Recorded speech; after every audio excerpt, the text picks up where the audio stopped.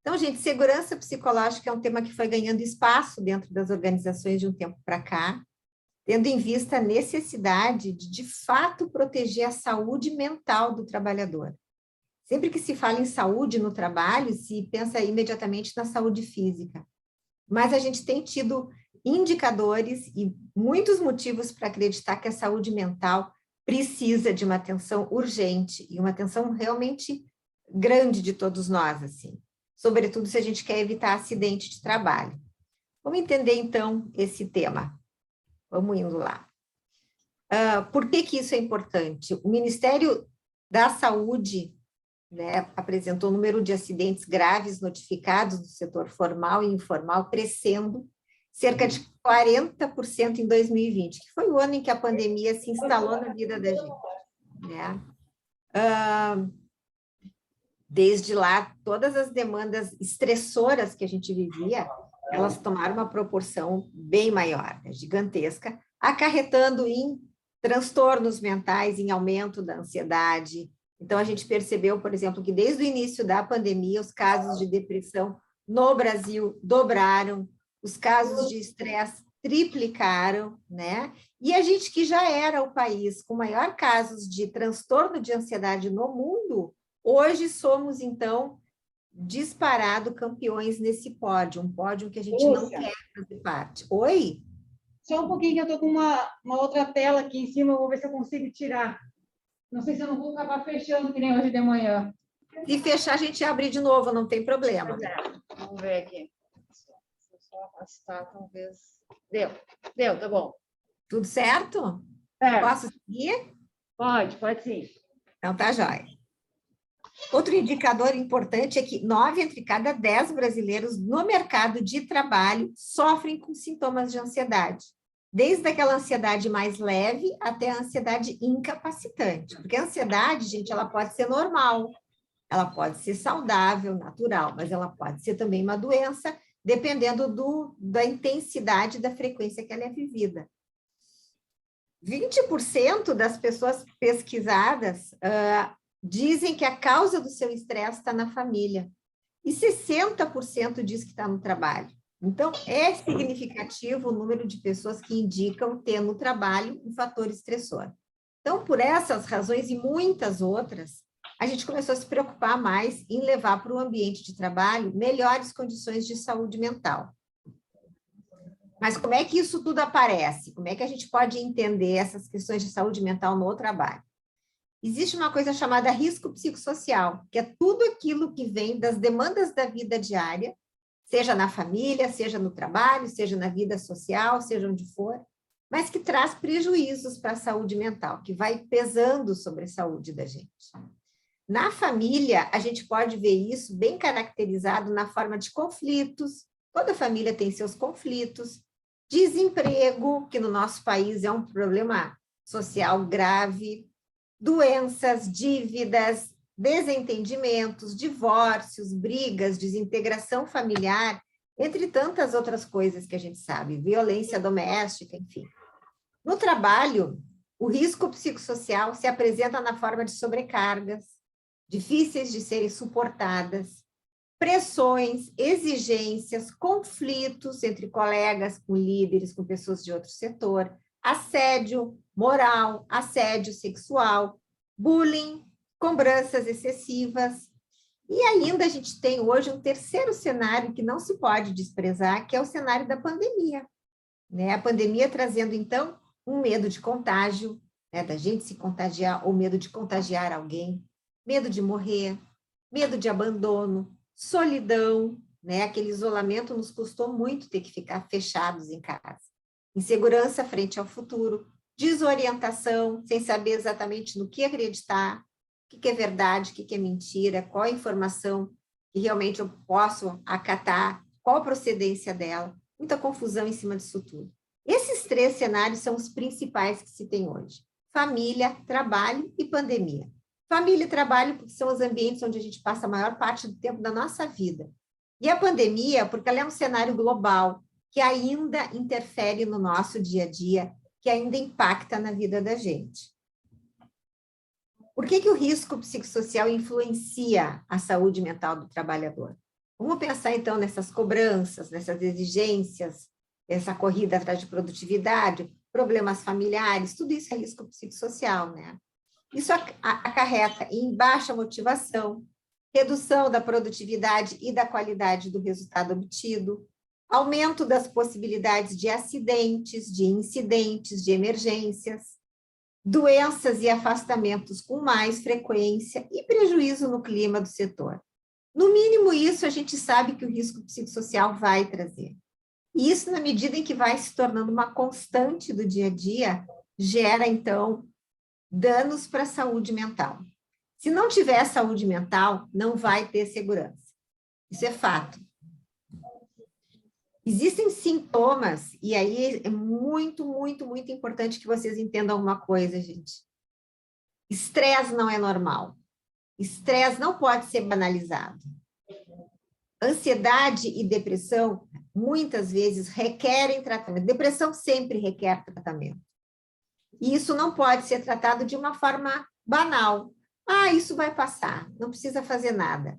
Né? Daqui a pouco passa. Ou então achar que estresse faz parte.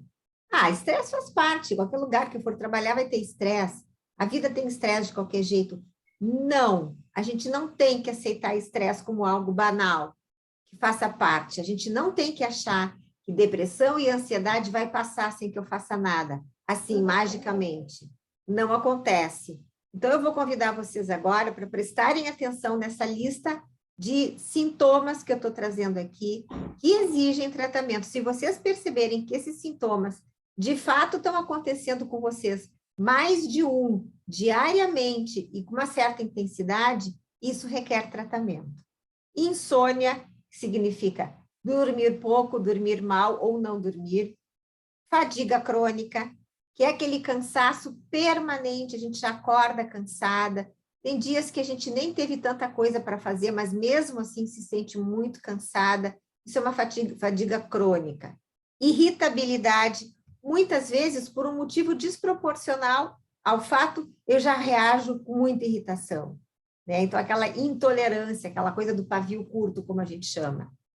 Dores de cabeça e nas costas, frequentemente ou diariamente e com intensidade.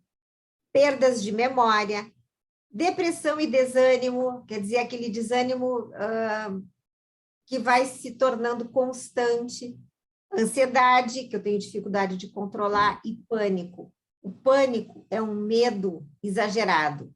O pânico é um medo com pensamento catastrófico. Eu acho que alguma tragédia vai acontecer. Eu vou morrer, alguém vai morrer. É aquele medo exagerado, assim, que deixa a gente atordoada. Então, se vocês perceberem esses sintomas com alguma intensidade, não relutem em pedir ajuda. Gente, saúde mental é coisa muito séria. Uma coisa que eu costumo dizer sempre, assim, para o Covid, para a pandemia, a gente tem vacina que ajudou muito a resolver.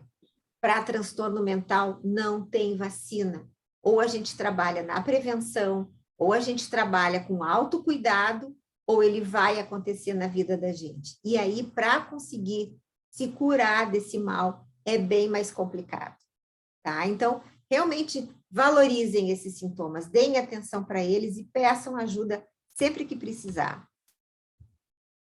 Então, no trabalho, vocês vão perceber que existem os riscos ocupacionais, os riscos da tarefa, né? A eletricidade, a altura, o espaço confinado, a quantidade de trabalho, as horas extras, são riscos psicossociais que se vê no trabalho.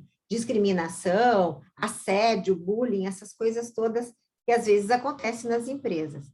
Isso é risco psicossocial, isso prejudica a saúde mental e tem que ser combatido. Na família, a gente vê violência doméstica, que é uma coisa que as pessoas têm dificuldade de falar, às vezes problemas com saúde, problemas de endividamento, e a gente acha que a gente não tem que falar dos nossos problemas familiares no trabalho. É um grande tabu, é um grande paradigma. Qual é o problema? O que tem de errado nisso? Eu sou um ser humano como outro qualquer. Eu tenho os meus problemas que meus colegas também têm, e os meus líderes também têm. Então, assim, aceitar e reconhecer a humanidade de todos nós, a nossa vulnerabilidade diante desse mundo que a gente vive hoje, É o mínimo que a gente tem que fazer para ter um ambiente saudável, é nos aceitar e nos reconhecer como seres humanos, né? Os fatores psicossociais da pandemia, esse medo, essa confusão, essa desorientação, também interferem no nosso dia a dia. Gente, existe um tabu terrível que assola as organizações, que diz que os meus problemas familiares eu deixo em casa, eu não levo para o trabalho. Os meus problemas do trabalho eu não levo para casa, eu deixo na empresa. Isso é uma grande mentira. É uma grande ilusão achar que isso acontece. E mais ainda, é cruel exigir isso de si mesmo ou de um colega. Nós somos uma única alma, nós somos um único coração e uma única mente. Onde eu for, todas as minhas preocupações, as minhas angústias, os meus medos, as minhas inseguranças vão comigo, inevitavelmente. Não existe um mecanismo ainda inventado que eu pego um pedaço da minha mente e deixo em casa engavetado. Não tem como. Vai me acompanhar por onde eu for. É claro, é evidente que quando eu estou no trabalho, eu vou focar toda a minha atenção no meu trabalho. Eu tenho um contrato a cumprir. Eu tenho uma empresa que conta com a minha colaboração. Então, quando eu estiver trabalhando, eu vou procurar focar toda a minha atenção na tarefa que eu tenho a desenvolver, evidentemente, indiscutivelmente.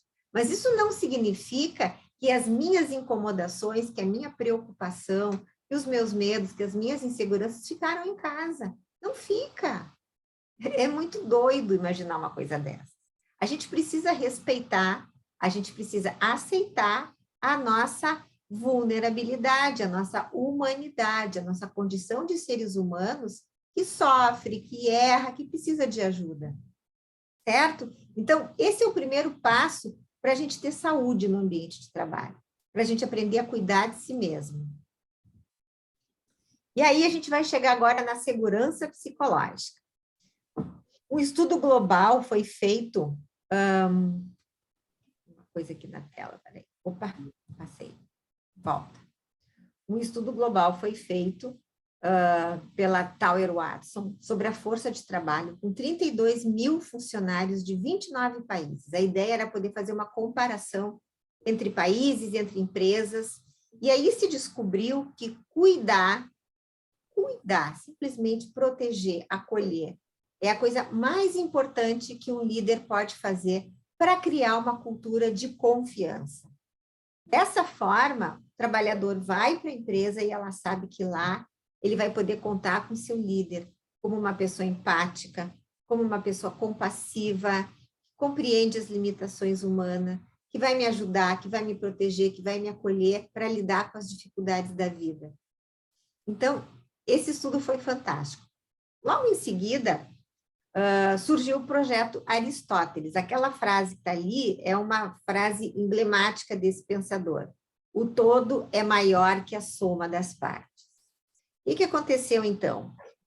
A Google pediu para Harvard que fizesse uma pesquisa para que respondesse a seguinte pergunta: o que torna um time eficiente?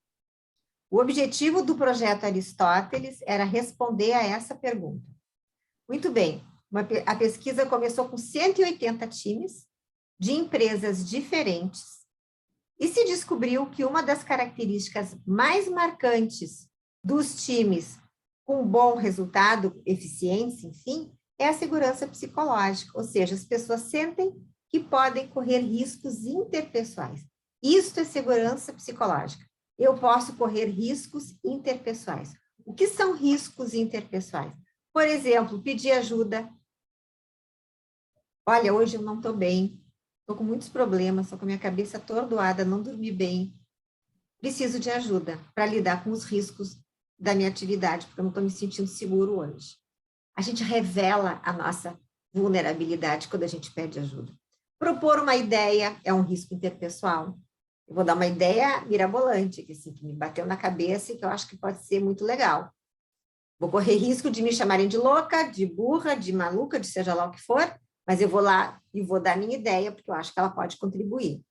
Ou ainda reconhecer que eu não sei alguma coisa. Me pediram para fazer uma coisa que eu não sei fazer. Ou me fizeram uma pergunta que eu não sei a resposta.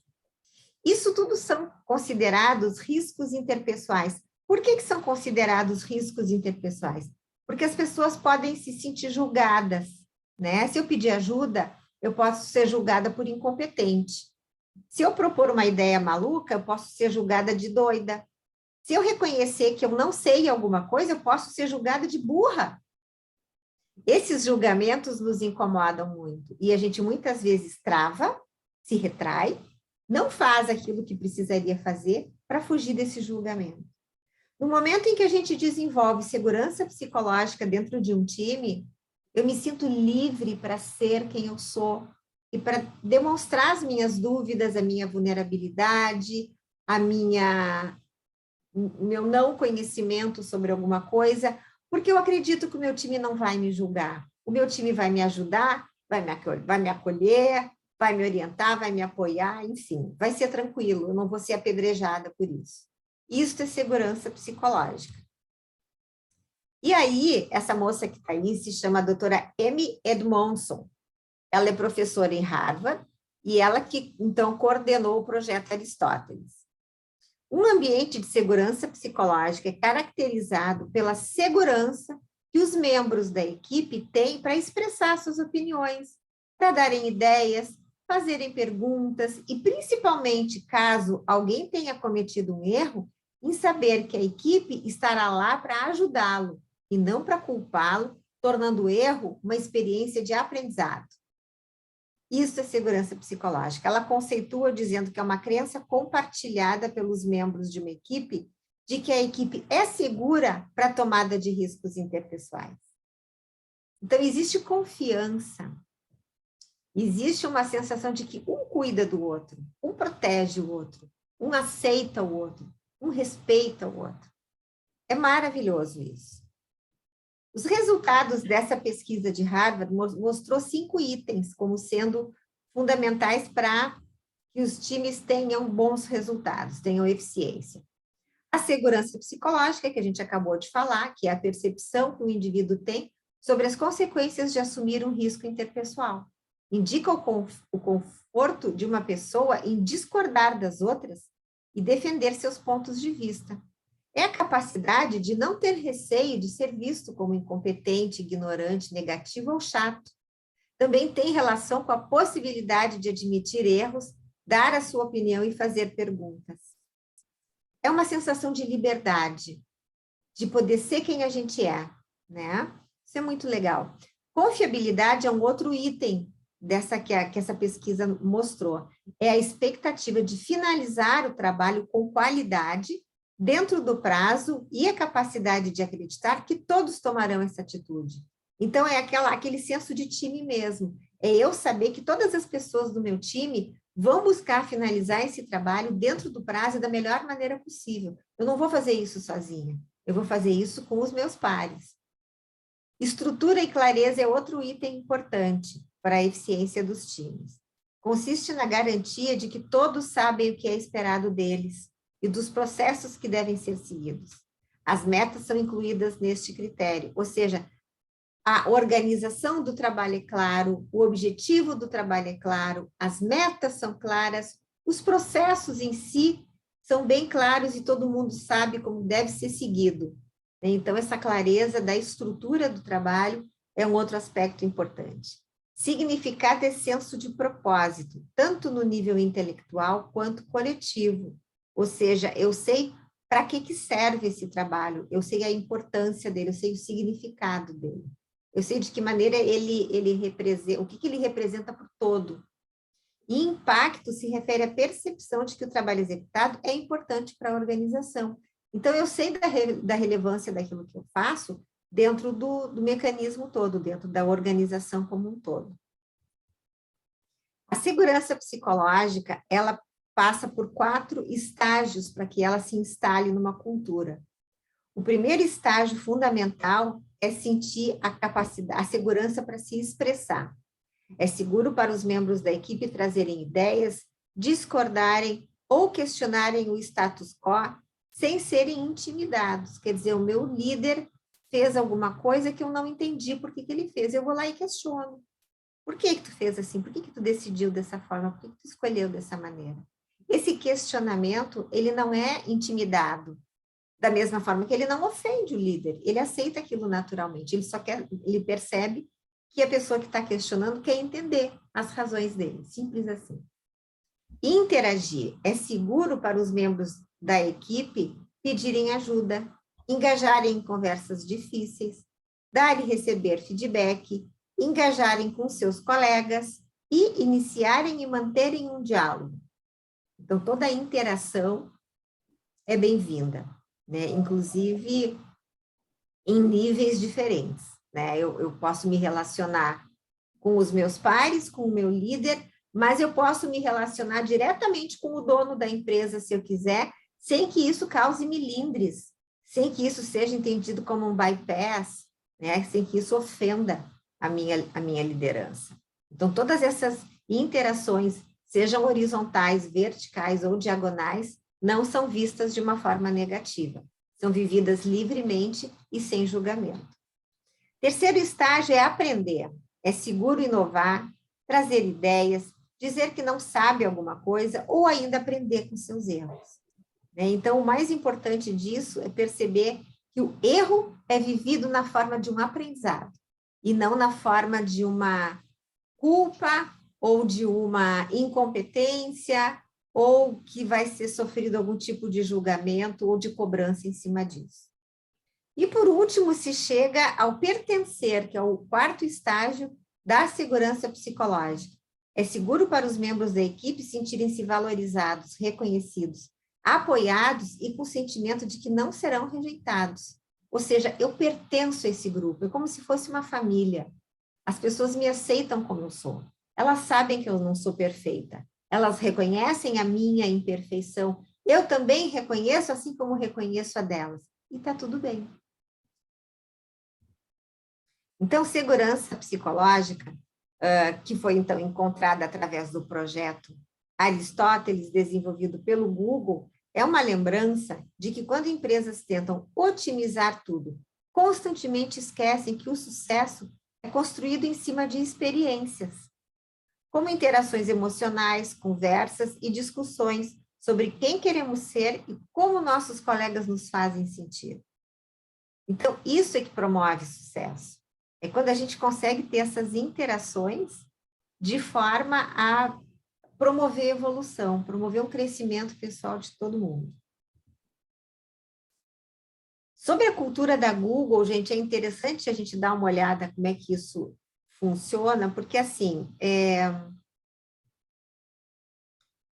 uma cultura pode acontecer de duas maneiras. Ou a gente simplesmente ignora e deixa ela acontecer ao acaso, e a cultura é formada a partir dos relacionamentos entre as pessoas. O jeito de se relacionar das pessoas vai desenvolver o jeito de ser da empresa. E esse jeito de ser da empresa é a cultura dela. Então, ela pode acontecer ao acaso, né? Como eu digo assim, ao sabor do vento. Ou ela pode acontecer de uma forma dirigida, intencional, escolhida, planejada. E foi o que a Google fez. A Google construiu a sua cultura através de discussões, através de critérios, de uma forma muito clara. E como que ela se desenhou? Primeiro, eles querem contratar pessoas jovens e os melhores do mercado. Eles querem aqueles que se destacam realmente no mercado de trabalho, por serem os melhores naquilo que fazem. Eles querem jovens porque eles querem pessoas abertas, que não tenham muita experiência e que se adaptem melhor ao novo, ao diferente. Eles analisam as informações do RH para promover melhorias. O que isso significa? Quais são as informações do RH? São informações relativas às pessoas, à gestão das pessoas, ao clima, ao desempenho. Então, toda melhoria pensada para o negócio é analisada definida a partir de uma análise junto ao RH. Eles procuram deixar claro missão e valores. As pessoas gostam de saber o que fazem e por que fazem, né? Então, o trabalho precisa ter um sentido, precisa ter um propósito e um significado. Eles enxergam em tudo que fazem a missão, o propósito, os valores da empresa. Seja transparente e horizontal nas informações, sem apegos ao poder. Isso é uma característica muito legal. As informações são transmitidas e trocadas livremente. Não existe aquele apego à informação que a gente vê em algumas organizações. Não, eu vou guardar comigo esse conhecimento porque ele me pertence e assim com isso eu ganho poder. Não existe. A comunicação é transparente e ela é horizontal, independente de cargos ou de apegos a poder. O feedback é um trabalho em equipe. Seja ele bom ou ruim, ele é praticado abertamente e livremente. Na verdade, eles não entendem que feedback seja algo ruim. Sempre é bom, porque ele está me trazendo algum indicador sobre mim mesmo. Né? Então, se eu recebo uma crítica, um feedback, que num primeiro momento pode ter um gosto amargo, eu percebo que aquela pessoa, na verdade, está me dando uma referência sobre mim mesma. Ela está me ajudando a eu me conhecer. Né? Então, todo feedback é bom. Não existe ofensa através de feedback. Não existe um ataque pessoal. Muito pelo contrário. É uma ajuda que tu está recebendo da outra pessoa. Eles sugerem ainda que se promovam encontros sociais fora do trabalho, porque eles acreditam que dessa forma os vínculos se fortalecem. Então, aquele paradigma de que a gente não pode ter amigos dentro do trabalho, e tem muita empresa por aí que tem essa ideia, não tem cabimento no Google, pelo contrário, aquilo é estimulado. Vamos tomar um chopp hoje no fim da tarde, lá no boteco da esquina, vamos jogar uma conversa fora, vamos combinar um jogo de carta lá em casa final de semana, né? Ou vamos lá para a pracinha levar as crianças, levar os cachorrinhos para passear.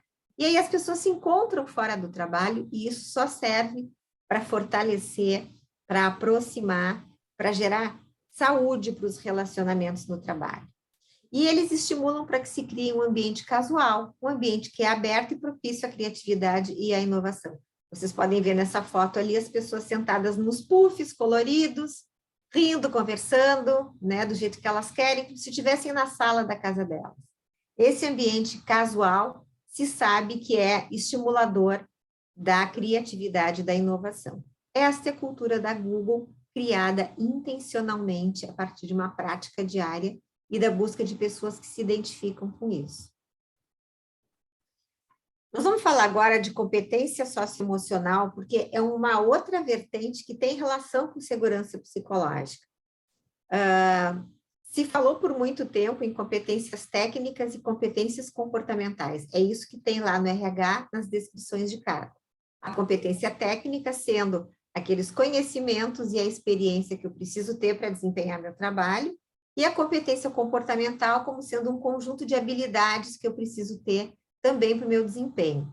Tipo, ser proativo, ter bom relacionamento, trabalhar em equipe, essas coisas todas. Tem se falado mais recentemente de competência socioemocional. E aí, gente, nós estamos trabalhando numa outra dimensão humana, um pouco mais profunda. Ela não é nem técnica e nem comportamental, ela está dentro de cada um. O que significa? Trata de reconhecer suas emoções, controlá-las, relacionar-se com leveza, fazendo escolhas responsáveis frente aos demais.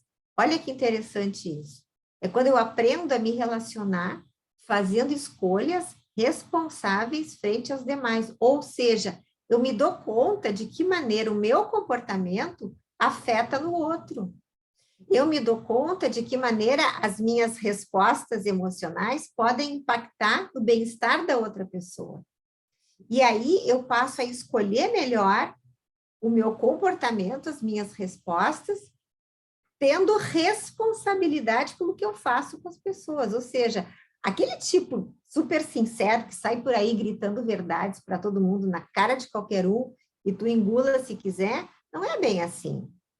Eu não posso impor as minhas verdades para as pessoas, eu tenho que ter respeito à condição emocional dela. Daqui a pouco eu estou lá despejando as minhas verdades para alguém que está sofrendo um momento de vida difícil, doloroso, sofrido.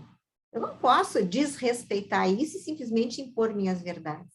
Então, eu passo a me relacionar com leveza, fazendo escolhas responsáveis frente aos demais. Isso é competência socioemocional. Certo? Vamos entender um pouquinho mais sobre isso. São um conjunto de habilidades individuais e atitudinais que se manifestam no comportamento através do modo de pensar, agir e de se relacionar consigo mesmo e com os outros. Implicam em um alinhamento entre valores, conceitos, crenças e ações que permitem ao indivíduo uma melhor adaptação às demandas do mundo em que vive, favorecendo assim a definição de seus objetivos, assim como suas escolhas e decisões frente a situações novas ou adversas. Então, ela se baseia em um alinhamento de valores. Ela não é só comportamento. Para que eu tenha essa relação leve e responsável com os outros, eu tenho que desenvolver valores fundamentais, como, por exemplo, respeito, como, por exemplo, justiça, compaixão, empatia, amabilidade. Olha que legal isso tudo, né? Então, é praticamente eu costumo dizer que é uma reeducação. A gente tem que voltar para o básico e voltar para pensar assim, o que na verdade é importante nessa vida? De que maneira eu estou me relacionando com as pessoas em geral? Em tempos de crises e dentro do âmbito organizacional, percebe-se a importância e a necessidade de pensar em desenvolvimento em novas dimensões, reeducando líderes e equipes em seus relacionamentos. Por que reeducando líderes? Eu falo que líder é um educador, e para ser um educador ele tem que se reeducar. E o que é essa reeducação? É o resgate de valores. Quando a gente educa um filho, a gente ensina valores fundamentais para ele. A gente ensina sobre respeito, a gente ensina sobre limites, a gente ensina sobre gratidão, sobre ser capaz de retribuir as pessoas que te fazem bem. Isso tudo são valores. Da mesma forma que a gente ensina isso para o filho, um líder ensina para o seu time. Mas para que ele ensine, ele precisa resgatar isso dentro dele. Então, essa é a nova dimensão das lideranças e a nova dimensão de competências que se passa a trabalhar. A gente precisa voltar a fazer um trabalho de base. E aquela alta performance que as empresas querem, aquela super produtividade com metas ousadas todo mês, depende do básico. A nossa saúde mental depende da prática desses valores. Saúde mental implica em bem-estar, implica numa vida satisfatória, implica em leveza, em paz de espírito. E para que a gente tenha essas coisas, a gente tem que viver em cima de valores. A gente tem que ter eles presentes no nosso dia a dia. Será que a vida que eu tenho hoje está, de fato, alicerçada nos meus valores fundamentais? Ou será que eu me perdi disso e agora eu estou só vivendo para pagar conta, ganhar dinheiro enfim, sei lá o que mais? A OCDE é um órgão internacional, se chama Organização para a Cooperação do Desenvolvimento Econômico. Ele é formado por países membros que se dedicam a promover o desenvolvimento econômico e o bem-estar social, e que contribui em estudos para a construção do modelo dos 5 fatores que se desmembram em 17 competências socioemocionais. Então, esse desenvolvimento de competência socioemocional está acontecendo no mundo inteiro, em instituições, sobretudo de ensino, nas escolas é onde isso mais está acontecendo hoje, né? Está sendo ensinado, está sendo orientado os educadores, os professores, para que desenvolvam essas competências. E eu, sinceramente, acredito que elas devam ser desenvolvidas também no ambiente de trabalho, no ambiente organizacional. Quais são essas competências socioemocionais? Aqui elas estão, então, em 5 grupos. Primeiro grupo de autogestão, que significa eu ser gestor de mim mesma, eu saber cuidar de mim, eu saber me orientar. E isso acontece quando se tem foco, organização, persistência, responsabilidade e determinação. Outro grupo é de abertura ao novo, ou seja, eu não resisto à mudança, eu não acho que a mudança é ruim. Eu me abro para ela e procuro conhecer através de curiosidade, de imaginação criativa, de sensibilidade estética. A modulação emocional, que significa controle das emoções, ela é desenvolvida pensando no medo, na raiva e na tristeza, que são emoções que precisam de controle, precisam de regulação para que a gente não adoeça, para que a gente mantenha a nossa saúde emocional. Engajamento com os outros trata de iniciativa social, assertividade e entusiasmo. Quer dizer, não basta simplesmente me preocupar com o mundo que existe lá fora, Eu preciso, de fato, fazer alguma coisa para mudar essa realidade. E, por último, a amabilidade, que nada mais é do que afeto. Então, trata de empatia, respeito e confiança. Certo? Então, essas são as competências socioemocionais que estão sendo desenvolvidas no planeta, que estão sendo desenvolvidas em instituições e que agora devem ser levadas também para a empresa, porque através da prática dessas competências, a gente chega na segurança psicológica. Vamos fazer um exercício para avaliar a segurança psicológica? Vamos lá, eu vou fazer 10 perguntas e vocês vão responder para vocês, na cabeça de vocês, tá? Vamos lá. De uma maneira geral, eu me sinto confortável em trazer novas ideias ou em fazer perguntas que possam ser consideradas bobas perante a equipe? Eu me sinto confortável em expressar a minha opinião, mesmo que divergente, sempre que eu entendo ser necessário? É seguro assumir riscos perante a equipe? Se eu cometer um erro nesta equipe, certamente isso será usado contra mim? Eu me sinto confortável em pedir ajuda aos membros da minha equipe? Eu percebo que a equipe rejeita outros por serem diferentes? Eu percebo que alguém da equipe poderia atuar intencionalmente para me sabotar ou minar meus esforços? Os membros desta equipe se tratam com respeito e cordialidade? A equipe disponibiliza de um canal eficiente para que eu possa trazer à tona questões relacionadas às minhas atividades? A equipe precisa tratar de problemas relacionados a ismos, como racismo, sexismo, etc., e outras ideias pré-concebidas a respeito das pessoas? Então, essas perguntas já podem dar uma ideia para vocês do quanto que já existe de segurança psicológica na empresa de vocês e o quanto ainda tem que ser buscado. Isso é um processo, não é uma coisa fácil nem rápida, mas que é importante que se tenha como um objetivo, como um propósito. Então, gente, para se começar o desenvolvimento dessa nova cultura, cheia de propósitos, cheia de significado, algumas reflexões são importantes. Eu começo perguntando para vocês, será que vocês sabem quais são os valores fundamentais de vocês? Parece ser uma pergunta meio óbvia para muitas pessoas. Quais são os teus valores fundamentais? O que para ti é fundamental na tua vida? Provavelmente a maioria das pessoas responde, minha família. Porque essa é a resposta socialmente aceita. Essa é a resposta que a gente aprende desde criança. Mas aí eu pergunto, se a tua família é a coisa mais importante da tua vida, onde é que está a tua vida? Em que lugar está no teu ranking de prioridades? Lá por 5º, 6º lugar? Será que isso está certo? Quando a gente quer segurança, quando a gente quer saúde, a nossa vida tem que ser prioridade. Não é bem isso que a nossa cultura nos ensina, mas é necessário que a gente aprenda. Isso não significa, gente, de forma alguma, egoísmo. A minha vida em primeiro lugar, como assim? Vou me sentir melhor que os outros, mais importante que os outros, mais merecedor que os outros? Não se trata disso. Se trata de sabedoria. Se eu quero proteger as pessoas que eu amo, se eu quero cuidar delas, se eu quero fazer o meu melhor por elas, eu preciso primeiro cuidar da minha vida. Tem aquele exemplo clássico que a gente vê dentro de um avião. Né? O que eles dizem quando eles estão dando orientação sobre segurança? Eles te orientam a colocar a máscara de oxigênio primeiro em ti, depois em quem estiver precisando de ajuda.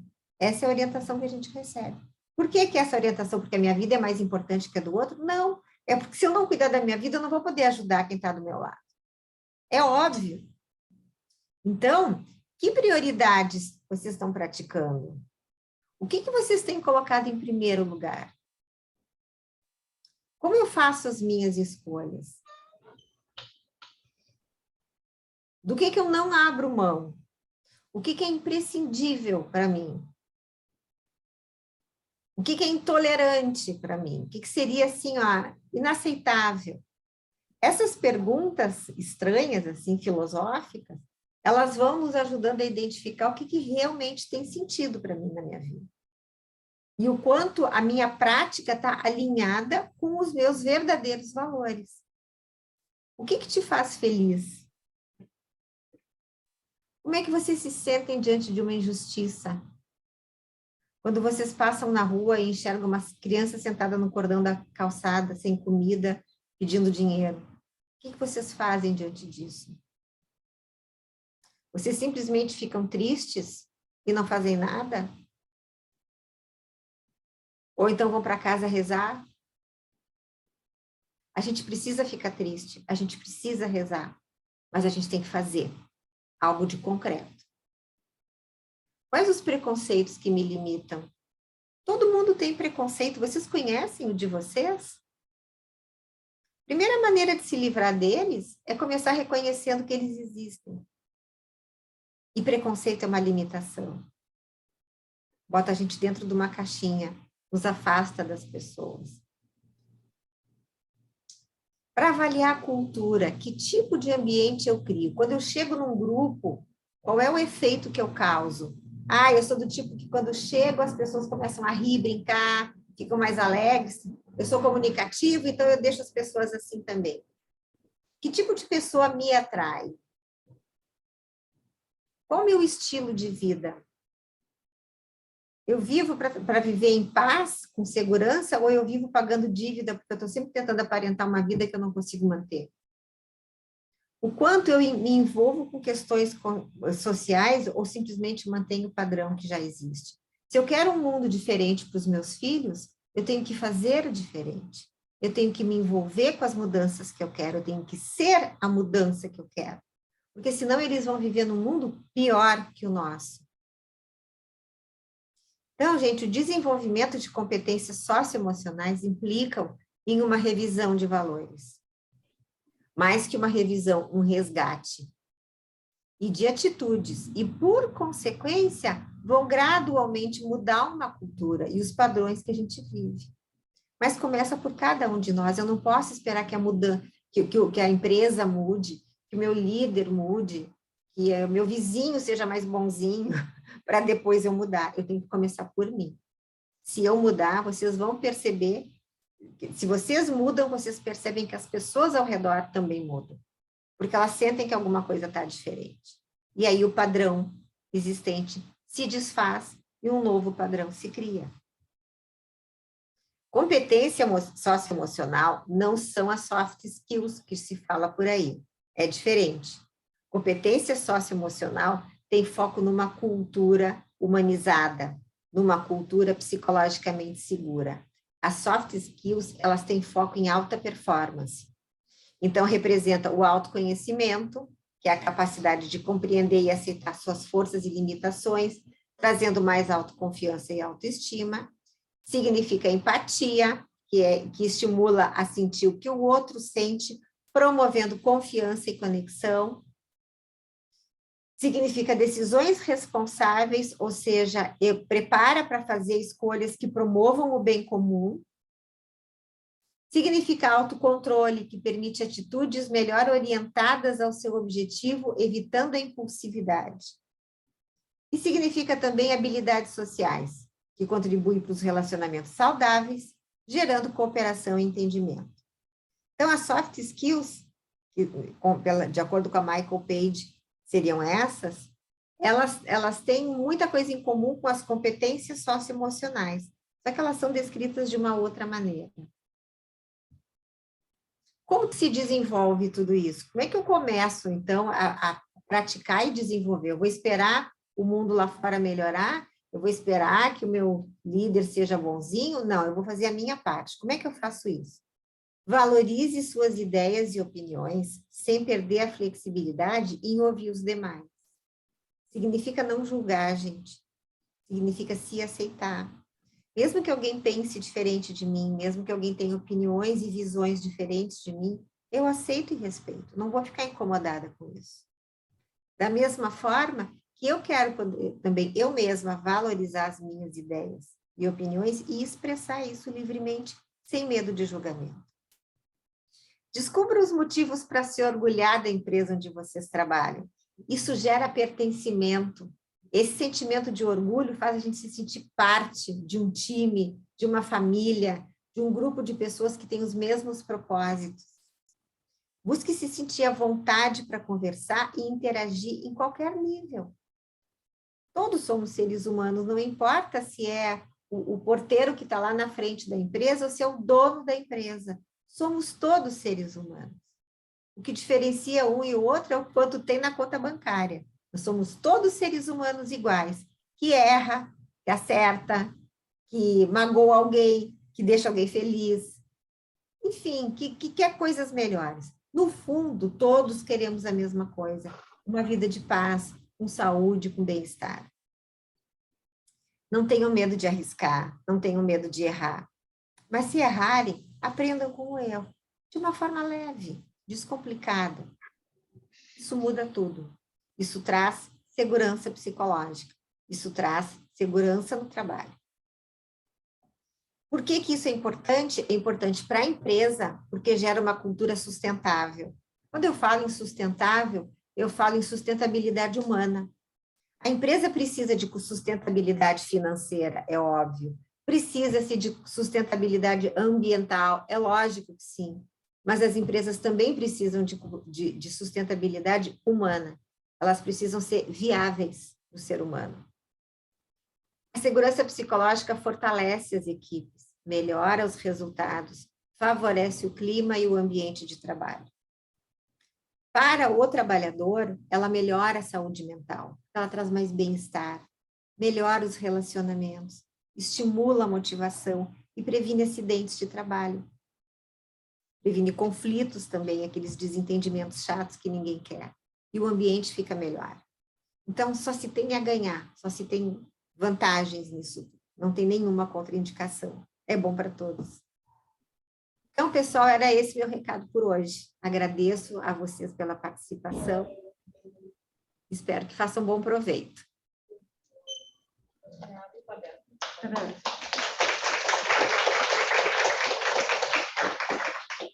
Obrigada, Lúcia, por mais uma participação.